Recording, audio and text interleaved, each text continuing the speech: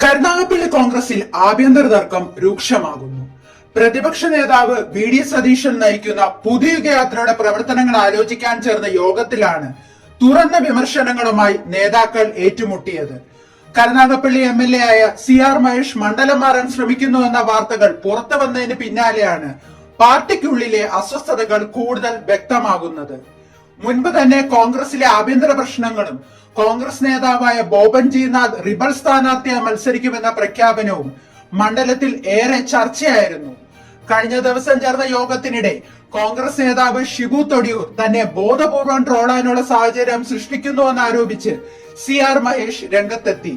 അടുത്തിടെ കല്ലിട്ട് നിർമ്മാണം ആരംഭിച്ച ചിറ്റുമൂല മേൽപ്പാലം, കാട്ടിൽക്കടവ് പാലം, ഗവൺമെന്റ് കോളേജ് എന്നിവയുടെ ഉദ്ഘാടന ചടങ്ങുകളിൽ സംസാരിക്കുമ്പോൾ ഈ പദ്ധതികൾ മുൻ MLA ആയ R രാമചന്ദ്രന്റെ കാലത്ത് ആരംഭിച്ചതാണെന്ന് താൻ വ്യക്തമാക്കിയതാണെന്ന് മഹേഷ് പറഞ്ഞു. എന്നാൽ സോഷ്യൽ മീഡിയയിൽ ചിലർ പദ്ധതികളുടെ മുഴുവൻ ക്രെഡിറ്റും നിലവിലെ MLAക്കാണെന്ന രീതിയിൽ പ്രചരിപ്പിക്കുകയും അതിലൂടെ തന്നെ ട്രോളാനുള്ള സാഹചര്യം ഉണ്ടാക്കുകയുമാണെന്നാണ് മഹേഷിന്റെ ആരോപണം. ഇതിന് പിന്നിൽ ഷിബു തൊടിയൂരിന്റെ നേതൃത്വത്തിലുള്ള സംഘമുണ്ടെന്ന സൂചനയും അദ്ദേഹം നൽകി. അതേസമയം ഷിബു തൊടിയൂരിനോട് അടുത്ത വൃത്തങ്ങൾ ഉയർത്തുന്ന ആരോപണം വ്യത്യസ്തമാണ്. കഴിഞ്ഞ ബ്ലോക്ക് പഞ്ചായത്ത് തെരഞ്ഞെടുപ്പിൽ ഷിബു തൊടിയൂരിനെ പരാജയപ്പെടുത്താൻ MLAയുടെ നേതൃത്വത്തിലുള്ള ചില ആളുകൾ പ്രവർത്തിച്ചു എന്നാണ് ഇവരുടെ വാദം.